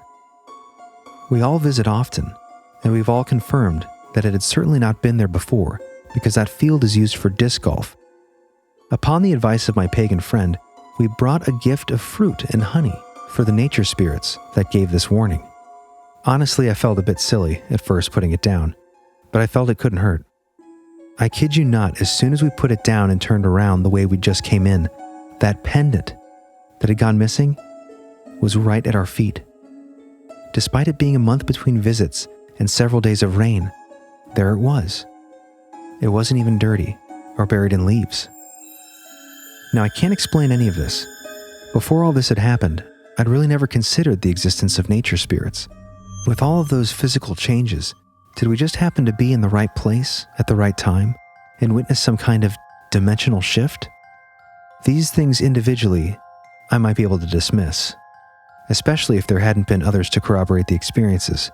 But all of this collectively has me questioning the nature of reality. Interesting. That's a different kind of story. Yeah, a lot of elements going on there that are... Yeah, dimensional planes colliding, stranger men standing in a pond summoning you with a feeling of dark intent. creepy. I just picture like a Freddy Krueger character out there on the water, just like, come, child. Or it. Or it. Actually, that's perfect. Remember the scene in It, John? When it's the slow zoom in? When he's on the water? Yes, when it's like he's the By the kid's drain? father who died of cancer, and he's like out in the water. He's like, hi. By the drain? Yeah. Were the drains out there, or what was that? It was like a... Reservoir. So yeah, Yeah, some sort it of was draining called tunnel behind something. him or something. Yeah. Yeah, there's a name for it. It's like the Bends or something. Yeah. Depends. That wasn't it, but Radiohead, it's something like that. Yeah. I should remember that. The place you are thinking of is the Barrens. It's the Losers Club's home away from home, and plays a most prominent role in the book. That's where they built their dam where they always Yeah. hang out. It's like our Creek Club. Yeah. Anyways, that yellow fog, I didn't read that the first time I read her story, but that just reminds me totally of, speaking of dimensional shifts, Jenny Randall's book, Time Storms. Do you remember that, Jer? Yeah. That was The yellow fog, was right? a yellow fog. So she said it was in her mind's eye. She saw this yellow fog. Yeah. Anyway, I thought it was kind of an interesting detail. Well, it is because the idea of abduction, right? That mysterious, missing 411, people disappearing unexplainably or inexplicably. There was one line in here. She said, whatever it was felt ancient, gigantic, and almost like a part of the forest itself. Oh, right. That just reminds me of many things. But one explanation for people that do go missing when it's not explained by more Rational. down to earth explanations. That show. What was the name of that show? We talked to you about this, John. These woods are haunted. Oh, yeah. There was one episode where this giant invisible thing. Yeah, in like the a giant woods- glimmer man kind of thing. Giant glimmer man kind of thing, but it almost sounded like a prehistoric mastodon or something that was just this massive thing, a part of the forests, but you couldn't see it. You could only hear it and feel the vibrations around you. Like Steve Stockton's story that he told on our show. Remember with his experience? Again, nature spirit. Then he went to there's a Ouija board at a Halloween party like the next week or something, and it spelled out the name of a nature spirit. He didn't know what that was, and then found out it matched perfectly this giant invisible force he had experienced in the forest. Yeah. So there's a connection there. Interesting, for sure. Interesting. Anyway, she wraps up the story by saying she had talked to her friend who was half Native American, half Mexican, connected to both those cultures, and she didn't know how to explain it, but she pointed out that what she was doing, like we talked about earlier, was metaphorically screaming into the ether with no protection, much like using a Ouija board without, certain precautions. Because she was out there with the intent of having some sort of spiritual experience, right? So she described it just like we were talking about earlier, John, the homing beacon. Mm-hmm. You're basically going out there, putting yourself in a meditative state, maybe a little microdose, and you're purposely trying to connect with something you saw previously or thought you saw, something from beyond. Interesting angle. Yeah. She's doing that at the time when, the veil is considered to be almost non-existent, as she puts it. And then she tried to do her own research to figure out what this luring kind of thing could be. And she came to the conclusion, most likely, or the thing that would most likely explain it, is what we talk about with Tim Marchenko's book, that he points out, the Leshy of Slavic lore. And of course, there's connections of that kind of thing in all different kinds of cultures. But that's just one example, the thing that lures you into the trap.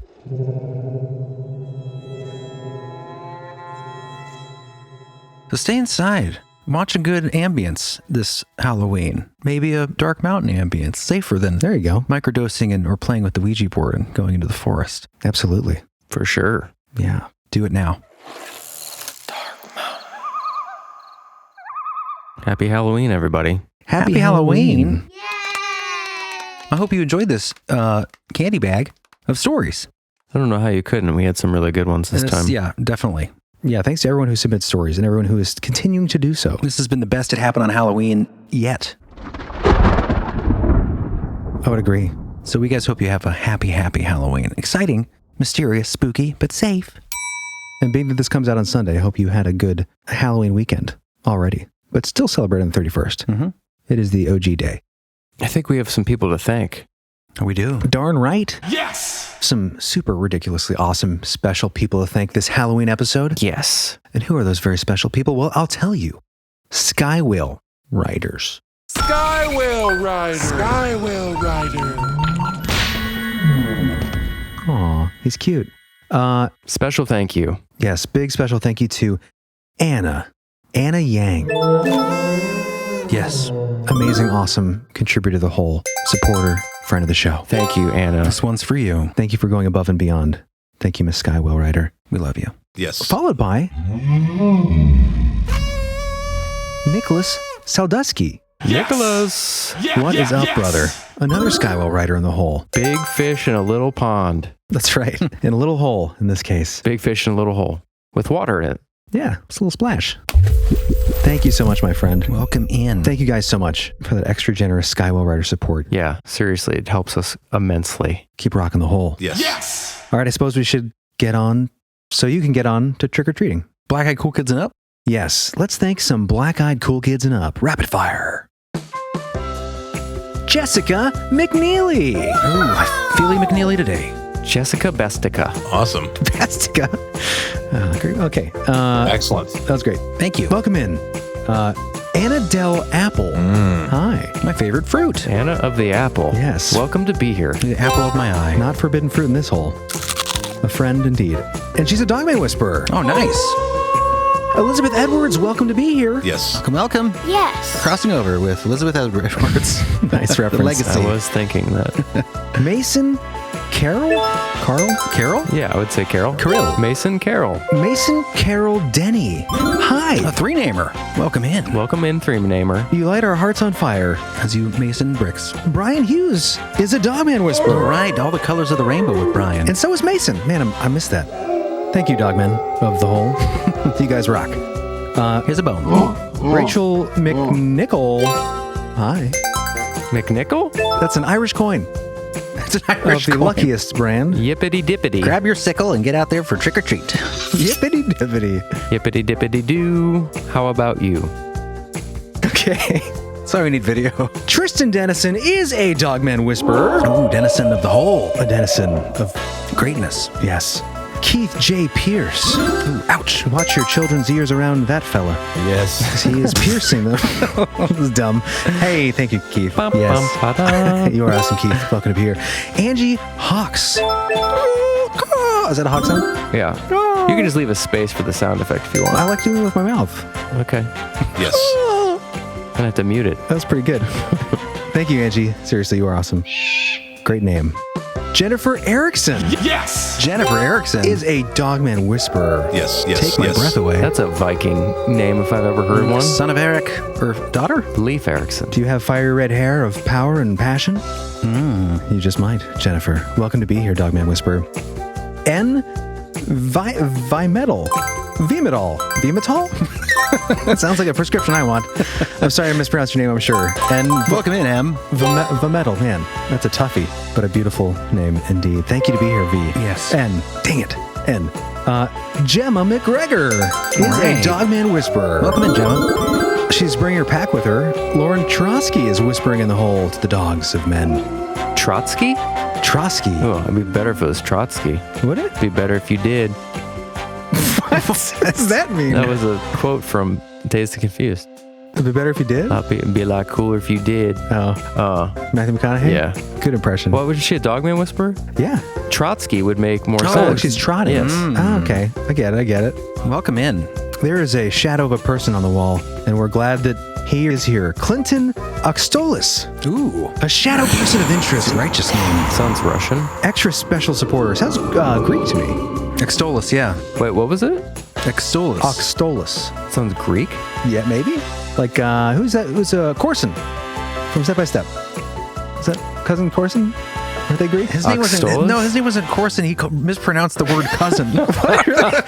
Corson Daly. Corson no, Larry. No, Corson Larry. It was his cousin's name was Larry, and he couldn't pronounce cousin. His name was Balky Yeah, Bartokamus. come on, Jeremy, get it See, right. Bartokrinus. That sounds like Balky Bartokamus. Oxtolis, right? Is that similar? That sounds more Russian to me. Okay, well, we'll let the robot lady answer. Yeah. The surname Oxtolis is found mostly in the United States, but is also found in England and Latvia. The belief hole is very bad at names. Thank you, robot lady. Anyways, thank you, Clinton. She knows everything. You shadow person of interest. You are freaking awesome. That's amazing. Another Dogman Whisperer in the hole. Ian Miles Brisky. Ooh, chopping on that Dogman brisket. Yeah, yum. yes. Burning a trail through the hole. And it burns our hearts. Welcome to Be Here. We are rolling with Alexis Poland. All right. Welcome in. Welcome to Be Here. Yes. I bet she's cool. Yes. Or he. Oh, that's right. It could be a guy's neutral name. Yeah. Alexis. Either way, you are... My first babysitter, I was in love. With Alexis? That was a she one. He was cool looking though. It was a she. He was cool. Thank you, Alexis. Sincerely. Welcome. Albert Lee III, come on down. All right. Third time's a charm with Albert. 3 tries to get him till they found the hole. Yes. Destiny was made. We love you. Another Dogman Whisper in the Hole. Cody Shipley is here. Ship it up. That's right. Get on the boat to success. Deliver it to the hole. Okay. Ashley N. Tolan. Yes. Hi. Welcome to be here. N. Tolan. Awesome. Ashley N. Tolan. You're most welcome. Welcome to be here. Yuki or Yucky Olson. Yucky. It's probably not Yucky. Yuki Olson. Hi. Hi, welcome in, Yuki. Good to see you here. Yes. Please be a nice person that's not crazy and yells at us for mispronouncing names. For yes. For yes, please. For yes. For yes. Thank you so much, Yuki. We love you, Yuki. You are awesome. You get a big whole hug right from here. Dogman Whisper in the Hole, Virginia Donaldson. Ooh. Yes. Son of Donald. It's a state and a actor's name. Yes. Kiefer Sutherland. Donaldson Donald Sutherland. I think he reminds me of Grandpa Don. Donald Sutherland. Yes. Anyways, that was a weird connection. Thank you so much, Virginia. Brain some work. You are awesome. That's a Dogman Whisper. Yes. Molly Murray is in the hole. Hi, come on, get wet in the splashy waters of the Belief Hole. Molly Murray, perfectly furry. Yes. Molly Murray. Murray. Welcome. George Hindley. Hi. Yes. Hey, what's up, George? Welcome in. Welcome to be here. Glad to have you, sir. You don't have to take your shoes off or anything. Come on in. Come on in. The door's always open. And finally, our last name of the day is both a king and a queen. James T. Queen is here. What a queen. This is in his last name. Wait, I can't say that. Oh, what about King? Oh, King James. Yes, I said King. It's his name. The Bible editor. And his last name is Queen, so I was just trying to be royal with it, okay? Welcome in, James. Yes. James, thank you so much, Thank you to be here. Yes. Welcome to be here. You're a monster. High fives through the hole. At you. You're a friend and always have been. You can never leave. We have chains downstairs. You'll die in the hole. That's a weird one. All right. Welcome. Thank you. All right. Thank you guys so much. Seriously, you guys keep the hole going. Yes. We will see you over in the expansion. Join us for fantastic, real vampire tales and, interesting conversation. Glampers as well. That's pretty much it. All right, guys. Thanks for joining us. We'll see you next time on Belief Hole.